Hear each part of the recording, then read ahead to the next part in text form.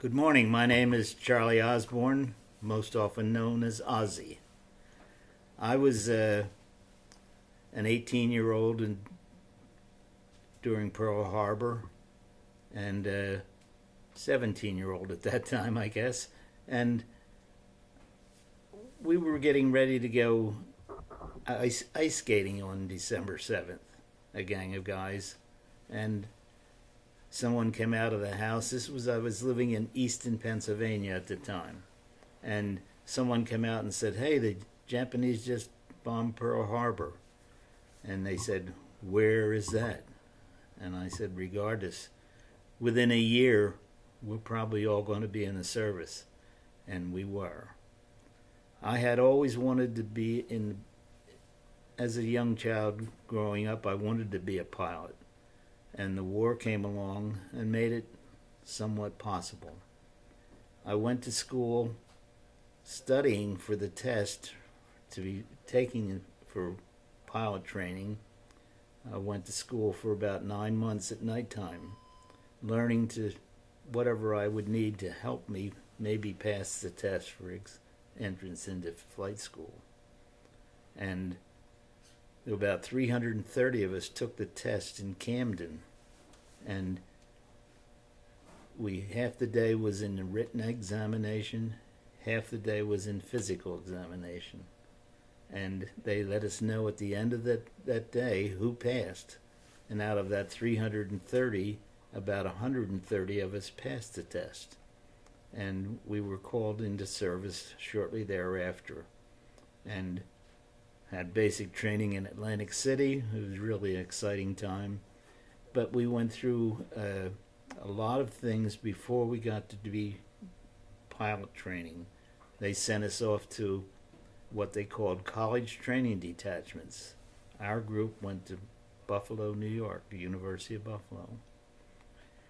We were there for about 6 months, and then they sent us to Classification Center. At Classification Center, we were classified as either pilot, bombardier, or navigator. Then we went to pre-flight. And after pre-flight, we started, after now about 6 months or more, into flight training. Flew open cockpit biplanes, learning how to fly, learning how to do it solo. That was a major step forward. And many times during the training, people would get washed out for various reasons. Many different reasons, some that they just couldn't fly, but for some they would get sick. Who knows? Many reasons they would mess up in some way. And we went from primary training to basic training to advanced training. I graduated in April 1944 as a single-engine pilot. And shortly thereafter, I was sent to Camp Springs in Maryland, which is now called Andrews Air Force Base. This is where I was introduced to the P47 Thunderbolt. I had 2 months training learning how to fly the P47.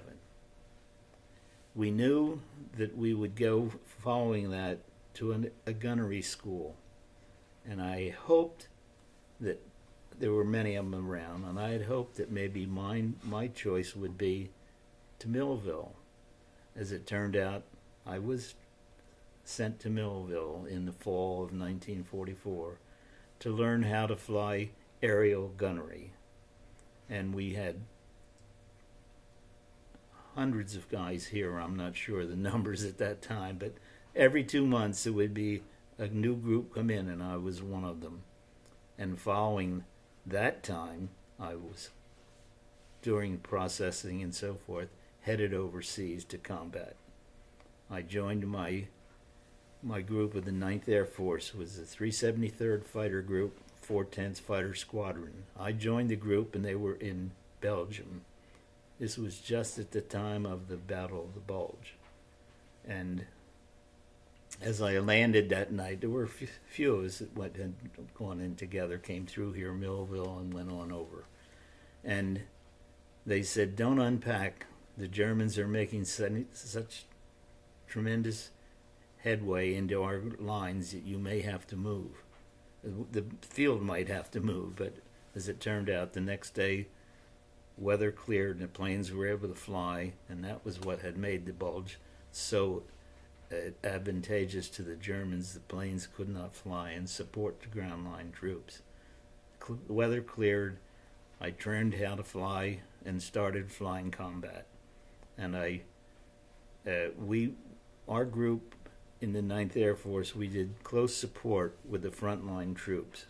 We were dive bombing, strafing, and flying through all kinds of flak. But what I had learned here at Millville was how to do aerial combat. And that meant when you fired at a moving target, an enemy plane, the plane you had to fire ahead of it because of the distance of the plane flying and your cartridges going. You knew you had to lead a target, and this is what they taught us here at Millville.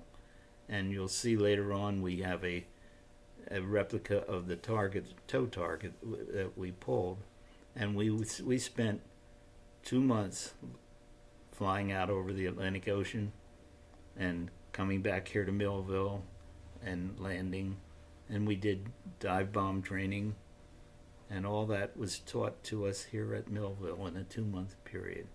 It was a great place to fly from. It was a wonderful field, and we were very happy to be here, and I was too, because I lived nearby about 40 miles away in Laurel Springs, New Jersey, and I was able to drive home and see my girlfriend. But I flew my second combat mission from Belgium on my 21st birthday. Rotten kid. I was going down on a dive bomb run, all kinds of flak coming up at me, and I said to myself, buddy, you've made 21. Chances are you're not going to make 22. Well, obviously I did.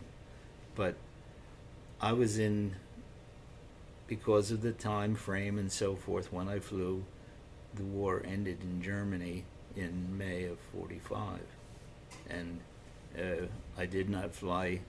I flew 26 combat missions. Did not fly as normally what a pilot would get for training to come back home. But we were sent home as a group. The 373rd Fighter Group came home, given a 30-day leave. We had orders to train. We were going out to Sioux Falls, South Dakota, and pick up new models of the P47, trained for the invasion of Japan. While we were on our 30-day leave, the atomic bombs, 2 of them, were dropped, and they changed our orders. We did not have to go to Sioux Falls and train for the invasion of Japan, which was, thank goodness. But we went from there instead to Seymour Johnson Field in North Carolina, and after a few months they said, we don't need fighter pilots anymore. You can be